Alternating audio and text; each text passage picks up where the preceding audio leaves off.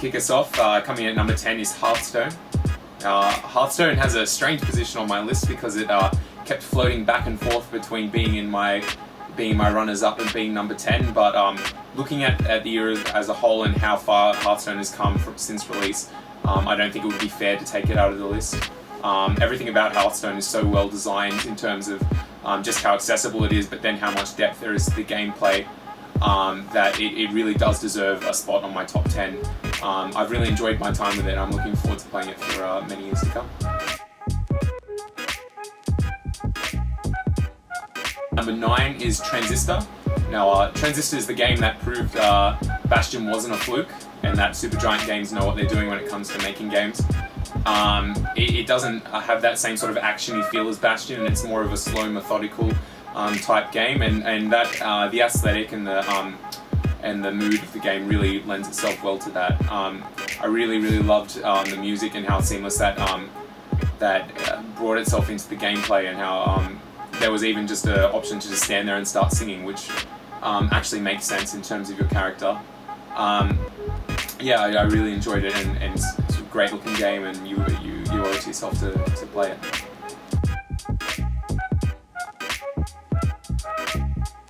Number 8 is Middle-earth: Shadows of Mordor.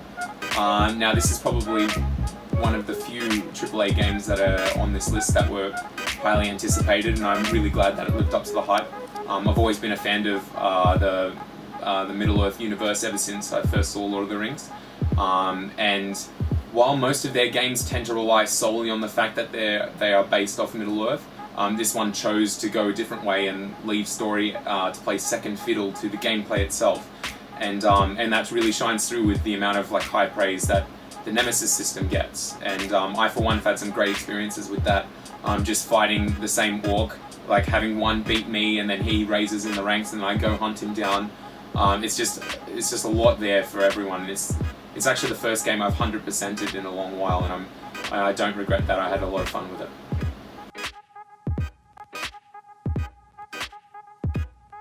Seven is Forza Horizon 2. Now, excuse the hyperbole, but the more I play Forza Horizon 2, the more I feel like it's one of the best racing games I've ever played. It's not the serious racing simulator that some people enjoy. It's more of an arcadey experience.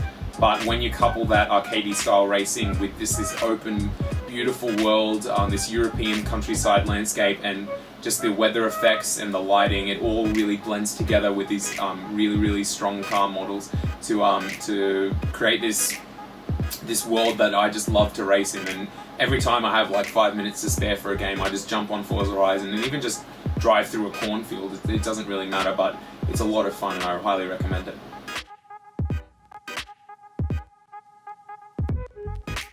6 is Divinity: Original Sin.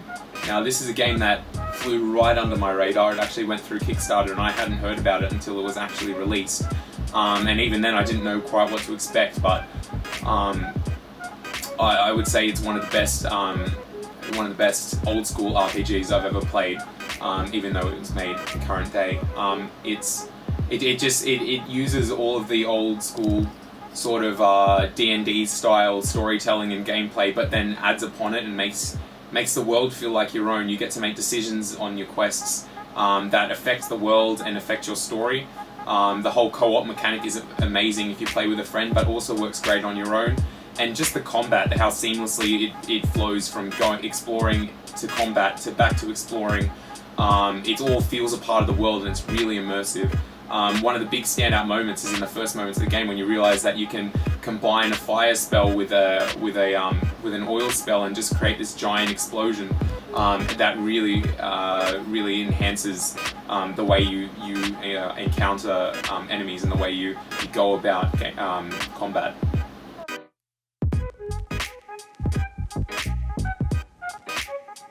Number 5 is Alien Isolation.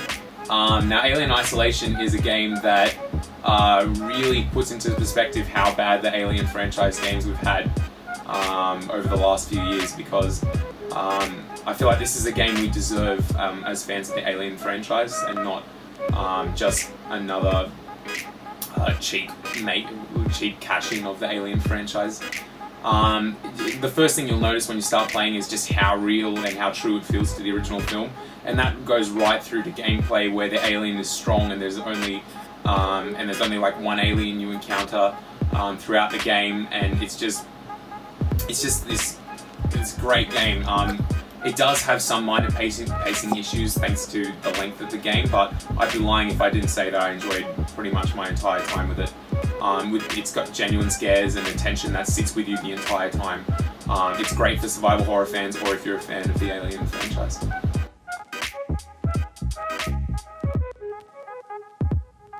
Dragon Age Inquisition is probably the only game on my list that got through to its position based on story. And that's not to say that the gameplay isn't fun, but the story really carries it into another level. Now, I love the Dragon Age story, and I was really disappointed with number 2, but Inquisition really fixes a lot of those problems, and it's almost as if it's an apology to Dragon Age fans. Seeing the payoffs from some decision I made 4 years ago with Dragon Age Origins in this game is really satisfying, and you'll find it's a bit of a slow burn, but the more you play, the more you'll enjoy it, and the more you'll get immersed in it. And I'm not proud to say how many hours I've played of it, but I just love my time with it.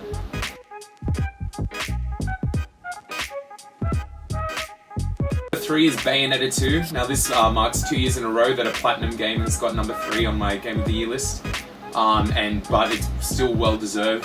Bayonetta 2 is a perfect sequel to me in that it takes what the original did well, but then expands upon them without drastically changing the formula.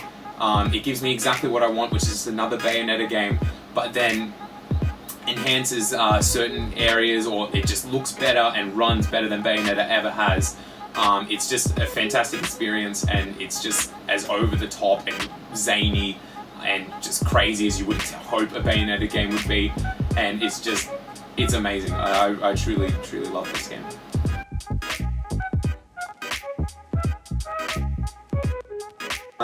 Number 2 is actually Super Smash Bros. For Wii U, which I was really surprised that this only hit number 2.